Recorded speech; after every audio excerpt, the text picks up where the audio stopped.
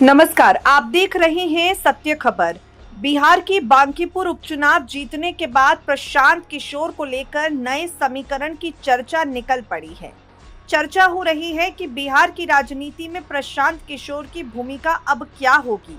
आने वाले समय में प्रशांत किशोर और उनकी पार्टी की राजनीति क्या होगी, इसी सवाल को लेकर विचार और चर्चा का माहौल गर्म है। अब सवाल उठता है, क्या बिहार तीसरे मोर्चे की तरफ बढ़ेगा? जनसुराज की तरफ से बयान सामने आया है कि प्रशांत किशोर को गठबंधन की राजनीति से ऐतराज नहीं है। आपको बता दें, प्रशांत किशोर का फिलहाल ऐसा कहना नहीं है कि वो किसी न किसी के साथ जाएंगे ही, लेकिन वो ये भी नहीं कह रहे हैं कि किसी के साथ नहीं जाएंगे। चिराग पासवान को लेकर कई बार अटकलें लगती हैं कि प्रशांत किशोर की पार्टी से लोजपा रामविलास का गठबंधन हो सकता है।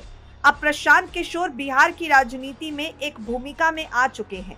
बांकीपुर की सीट जीतना उनकी पार्टी की अच्छी शुरुआत है। प्रशांत किशोर के आने वाले सियासी भविष्य और उनके गठबंधन को लेकर राजनीतिक विश्लेषकों ने अपनी अपनी राय सामने रख दी है। राजनीतिक विश्लेषकों का कहना है, आने वाले दिनों में जो बिहार में गठबंधन होगा उसमें वे जनसुराज की भूमिका को देखते हैं। एक नई पार्टी का बीजारोपण बिहार की राजनीति में हो चुका है, जो रिअलाइनमेंट प्लान का पार्ट हो सकता है। ये कोई नहीं जानता, पीके जेडीयू से भी ले अलाइनमेंट कर सकते हैं, पीके कांग्रेस के साथ भी संपर्क कर सकते हैं, प्रशांत किशोर चिराग पासवान के साथ भी गठबंधन कर सकते हैं। यदि प्रशांत किशोर अपने संगठन पर काम करते रहे, उसके विस्तार पर काम करते रहे, तो प्रशांत किशोर एक प्लेयर के तौर पर इमर्ज कर गए हैं। उनकी उपस्थिति दर्ज हो चुकी है। आने वाले दिनों में वो चिराग पासवान के साथ जुड़कर गठबंधन कर सकते हैं। आपको बता दें, उत्तर प्रदेश और बिहार विधानसभा चुनाव में चिराग पासवान भारतीय जनता पार्टी की मुश्किलों को बढ़ाने के लिए तैयार हैं।